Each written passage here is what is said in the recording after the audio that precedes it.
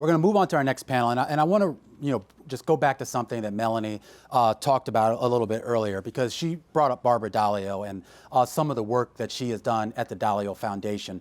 And we talk a lot about graduation rates, but keep in mind you still have maybe about 1.2 million kids dropping out of school every year. You have millions more who graduate, but when they graduate, they don't have the skills to compete in the job market, so they end up either without jobs or they end up underemployed and without a great deal of prospects, and that then feeds into the labor market somewhere down the road. Now, the Dalio Foundation is trying to sort of address some of these issues, again, through these sort of public-private philanthropic partnerships that we've been talking about today. And she's going to come up to the stage to be interviewed, and to facilitate that interview is David Westin. He's our anchor for Bloomberg Daybreak Americas, as well as my favorite show, Balance of Power, which airs in the middle of the day. So I'm going to bring David Westin up on stage now, along with Barbara Dalio of the Dalio Foundation.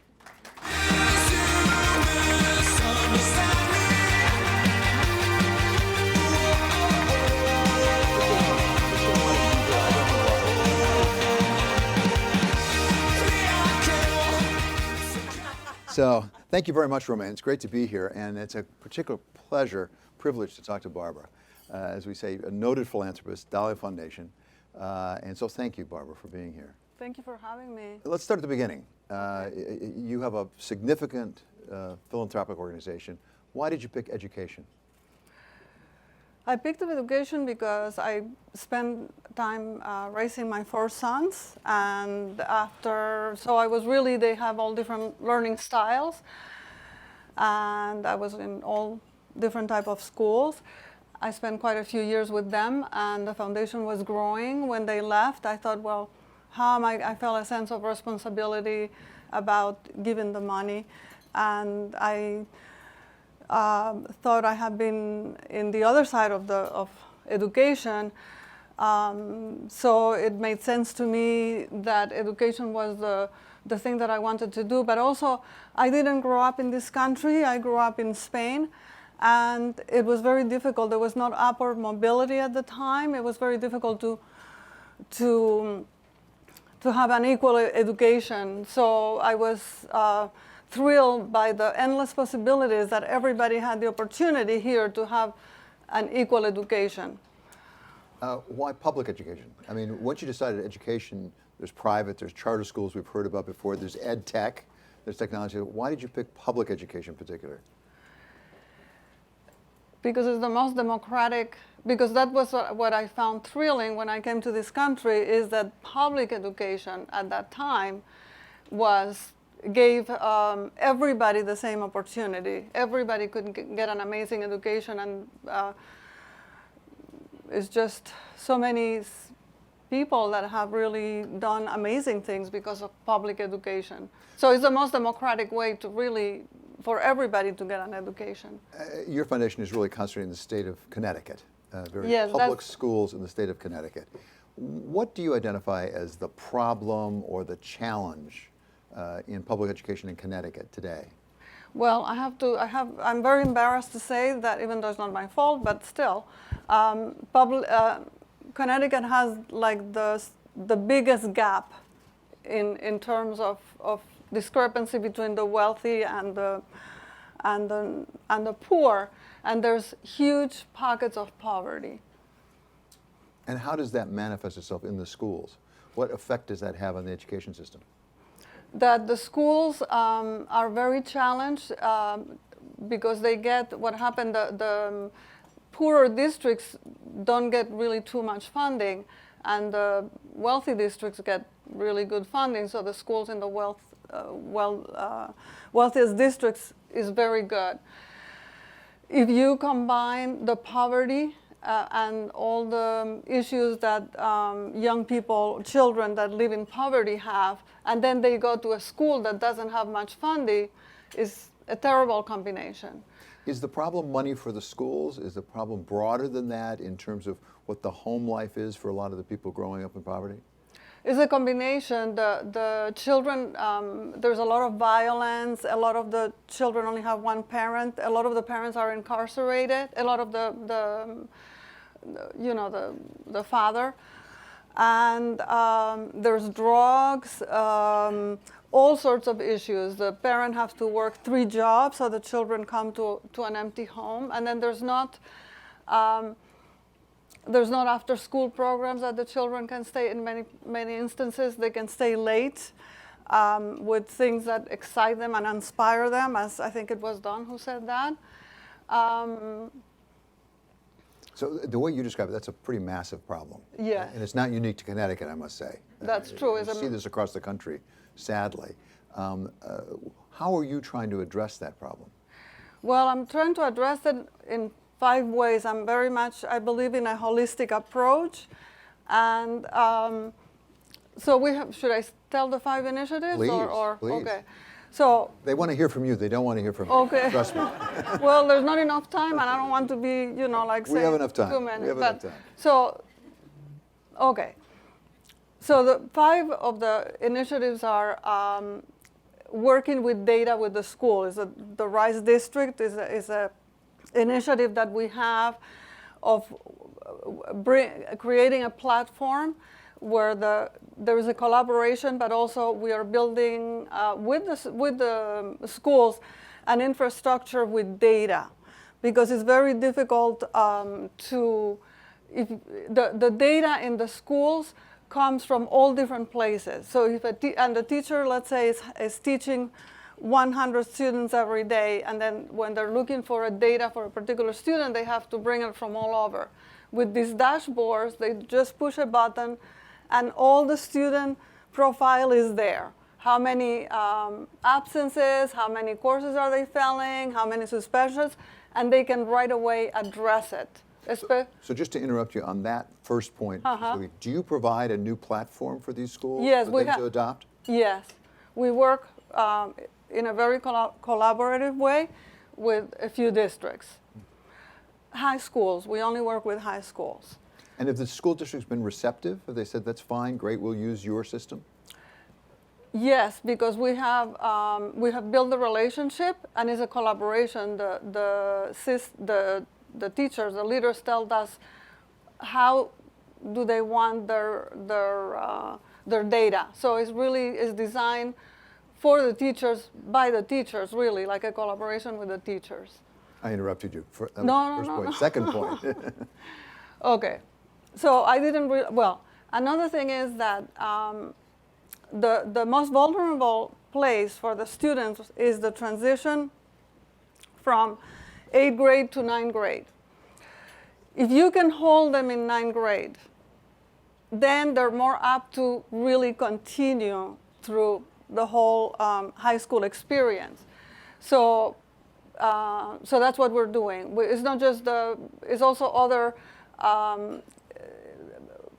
around keeping them in 8th grade. There's certain things that we do besides data, which is like a summer program. So when they're connected with teachers and acquainted with the school, so they're not lost. You imagine the transition coming from middle school to high school is like tremendous. So that's one of the... But how do you do that? I mean, many of us have had 8th graders and 9th graders, and they have a lot of distractions. They have friends, they have increasingly romantic relationships, they've got a lot of pressures on them, they've got hormones, they've got everything else. How do you keep a kid engaged through that critical 8th to 9th grade transition? Well, first of all, that summer program, they connect with the teachers. This is, it's very important that they connect with the teacher. And then they give them all the different tools that they can be successful with. Then the other thing is that RISE has on-track coaches that meet with the students every quarter, but that they meet almost weekly or every day if necessary, let's say with 60 students that are the most vulnerable students, which are the students we really care the most about. And then the other is the on-track coordinators that works with the teachers. They get together with teachers and leaders, superintendents and principals, and they brainstorm about what's working, what's not working, what students, how do we address them. That's another thing. Then also working with the schools on the SAT. The students don't have the possibility like our children have to have the tutoring for the SATs. And then also we're starting now to concentrate on career, bringing them to colleges and asking them, what do you want to do after, so they can start really internalizing. Do they want the military? Do they want college? Do they want a trade? So that's... So are these on-track counselors, did you call them? On-track Yes. counselors. Are they paid Coaches. employees of coaches? Are they paid employees of your organization? We have, yes, that they work with the schools, and we... And what's the, if I can say, compliance from the students? Because, as I say, students have a lot of distractions. Yeah. What happens when a student doesn't show up? Well, that's a huge problem, and that's a very good question. And we have another initiative. I didn't even cover all the ones Keep going. that I did. But so why don't I give a general? Yep. Should I do that? Mm-hmm. Okay. So the other thing is that we work with the disengaged and disconnected. Because I started doing the work when I was looking. That's how I learned about them. I worked in an alternative school for 2 years to try to help, and I realized there's all these disengaged and disconnected youth that are amazing, but because they have such a difficult circumstances, it's very challenging for them to succeed. So after I left the school, we commissioned a study to see a little bit who are those students, where are they, how many, and in Connecticut there are 39,000. So one out of 5 students is disconnected or disengaged. And we partner with some organizations that have youth development programs or different wraparound services to engage, let's say, to work with these students. And they're amazing. So that's part, it is complementing for example, the absentees, which is a very good question because it's a huge problem.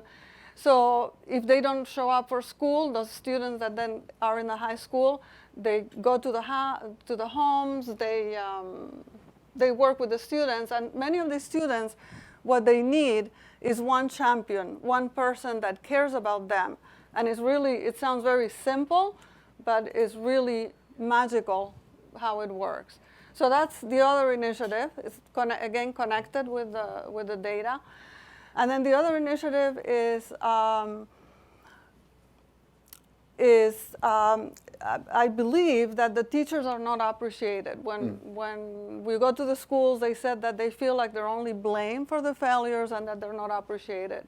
So we like to give them opportunities. So one of the things is Fun for Teachers. There is a fellowship that they design, a program that they want to do related to their teachings, and they've been all over the world. We just counted about 600 teachers that have been all over the world, like in refugee camps. So in their social studies, they can teach about the refugee camps, all different subjects that is related to things. So it makes, if you have been to a refugee camp, it's easier to teach what the problem is if you've been there. So they've been all over. It's just really incredible. And then the other thing is donors choose. The teachers don't have enough resources for what they do. Believe it or not, there is a Spanish teacher that just got books in Spanish so the Latino population can read the book in Spanish. They had to borrow 40 books from another school. And so through Donors Choose, they can have all these different resources that they don't have normally in the school. So this is an extensive program that you have. How many students, how many schools, how many communities? Give us a sense of the breadth of it across Connecticut. Okay, so we work, but we like to do things, pilot programs, so we know that is working, and then, and for example, working with five high schools and 4 districts, it has taken us 3 years to really make sure that is working and perfectioning all the data systems, and also with the teachers them designing. That's what it took. Now we're going to partner with 5 new schools, and hope now we have, everything is in place. We've done it, so it will be much easier, and eventually we would love to do it all over Connecticut. because every school and all over the country, I mean, we're not going to do it, but really the data systems in the schools are obsolete, because if you think about like healthcare, when we used to go to the hospitals and the doctor came up with a file of papers like that, and the systems were not connected about if you have an injury on your shoulder and how does it connect with the other new one that you have on your knee, and then, you know, blood pressure. Now, I mean, everything is in the computer. The schools is the same. They're still having those systems that are like so antiquated because it's very expensive and time consuming to really, but they should really be in the 21st century, that they have the data in real time in the fingertips. And so that's because how can you fix something that you cannot see? How can you right away address a student that is failing, maybe because they didn't do the electives, because they go to gym and they don't want to change, and you know, very things like that. Now, the other question was I've forgotten. Okay. But very seriously, you've got an extensive program and a growing program. Yeah. You have a lot of experience at this point. To come back to first principles, what's the goal? And I don't mean in a large sense. Take one child that you take in, in 8th grade, 9th grade, and you take them through. If it works perfectly, understanding it doesn't always work perfectly, what happens to that child because of your program? Right now, we are happy if they graduate from high school, but that they graduate in a good place, because many students graduate, but then they have many deficits. Let's say, for example, community schools are great. It's a good way to get the technical schools that we are really not, we don't have enough skilled labor, and it's more, I think, it's more affordable for them to start maybe having a degree from a 2-year community college. But what happens is that when they go to the community college, they have a lot of deficits that then the community college has to work with them. But if they really get a really good high school education without deficits, then it's easier to go into the next step.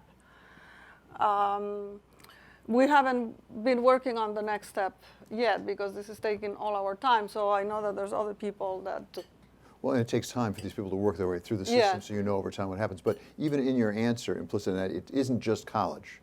It can also be post-secondary training for a successful, rewarding career that's short of a 4-year liberal arts college. Well, that's like another subject, like all the debt that the students have for a 4-year college, and we still don't have but there's other options like trades, and also the 2-year degrees that are really needed, that offer a lot and is maybe a little bit not so expensive. And another thing that I forgot to mention that is very important, social emotional learning. We partner with the Aspen Institute. They just released a study about how important social emotional learning is. And they're really suggesting that every school in the country addresses that, because we are really driven by emotions, believe it or not. It controls us and drives us, and really.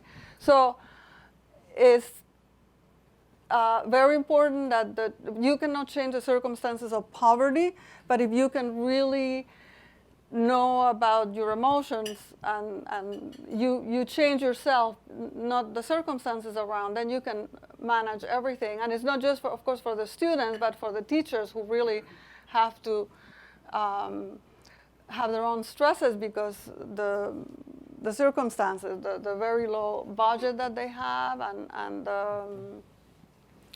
and the challenges with the students. If they don't have enough social workers, a lot is demanded for the teachers. They have to be the social worker and the psychologist, and mental health problems we support also, because there's a lot of mental health issues, of course, coming from the difficult circumstances. Yeah, and of course, it's very difficult to have cognitive learning if you don't have your social emotional straightened away. I mean, Absolutely. It doesn't matter how hard you teach Yes. if the people aren't receptive to it. How do you measure? How are you going to measure success? Again, it'll take time, really, for people to go over time. You said graduation rates, but more than graduation rates. You want to take a look at the deficits that some kids have even after they graduated from high school, whether it's in a 2-year school or a 4-year school. How are you going to measure that over time and know really that you're doing what you want to get done? That's a very good question. Well, we're measuring what we do with the RISE network because it's all about data, and we have seen an increase in on-track ratings of from 70% to 80%. So we know that that's working. So that's on-track learning. Yes. We are not measuring yet the partnership with the Disconnected initiative because our partners are underfunded. The youth development and wraparound services are underfunded. They themselves don't have the most, the greatest data. And we're not measuring now. We are on our 2nd year as a pilot. We are working now on our theory of change, and we're going to start from now on measuring so we can really see what's happening. Dalio Foundation is doing a lot in the state of Connecticut. As you look at the situation from what you know now, what do you need somebody else to do? What do you need from the government? What do you need from the local school district? What do you need from other nonprofits? I mean, where are there other pieces that basically Dalio Foundation can't do it all, but you need some help there to really get the job done? That's a very good question. And well, you asked me one time, which I didn't answer you at the time because I was thinking about it. Other countries have amazing education. How come the United States is falling behind? And I've been thinking about that. I haven't been traveling looking at what the other countries are doing, but the United States is not investing in education. The budgets per child is very, very low in the poor districts. So there has to be, if you want to, I mean, there's no way around. If you need better education, you have to invest in it. I mean, it's like a no-brainer. I think the teachers are not appreciated. They're blamed for everything. So they are the ones who are doing the work. And actually, I saw a quote that said, teaching is the only profession that teaches other professions. I mean, that's a huge, deep statement. The teachers are teaching. None of you would be here, and us, of course, if it wasn't because of the teachers who taught us and the teachers who inspire us and open. So teachers have to be appreciated, and that's what I hear from them, that they don't feel appreciated. So we have to invest in teachers as part of the school. And then I guess everybody has to come together. I mean, everybody has to do something. The people that can maybe not give money, they can be mentors, or I think it's we cannot do it alone, and we really all have to get together and do something. As you look across the ecosystem of education right now, where is leadership coming from? Because we don't hear many leaders on the national stage spend a lot of time about education and investing in education. There was some actually under President Obama. This is not Democrat or Republican, just factual with Arne Duncan, where they had the big appropriations. But even in the last presidential campaign, I don't remember a lot of discussion about education. We don't hear it talked about. Is it talked about at the state level in Connecticut? Yes. It's just Connecticut is going through really hard times because of the taxes. A lot of the people have left. Businesses have left. So there is no funding. Connecticut is struggling. The leaders would like, but we have huge deficits, and but they do care. And finally, Are there any organizations or individuals you look up to? I mean, are you learning this on your own, sort of one school at a time, one student at a time? Or are there some things that you've seen, maybe that you don't copy, but you say, that's a really interesting idea, we could learn from that? Are there individuals or organizations that you look up to?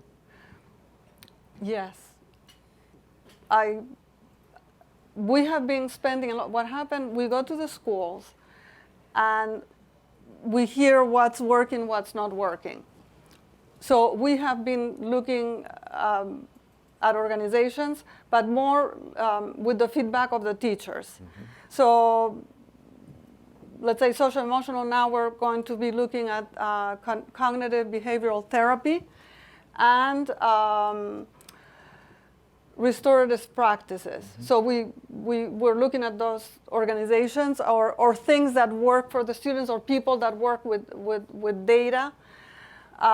But because we've been so busy, we're very, very lean. We're still hiring people, but we do want our next, and then also another thing is that we bring our districts to other,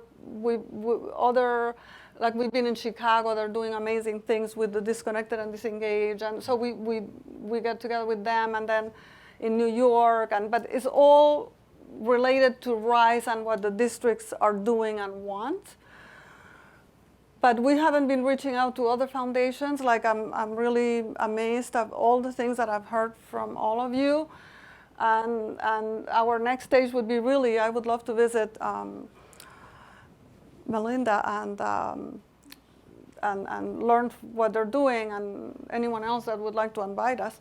But so this is our next stage. A lot of people are doing incredible things. I don't know. I suspect there'll be a few people who want to invite you. I'll go out on a limb there. Okay. Well, anyone will be there. You just invite us, and we'll go, because we really want to learn from all of you. Okay, ladies and gentlemen, Barbara Dalio, thank you so much. Thank you. It's terrific.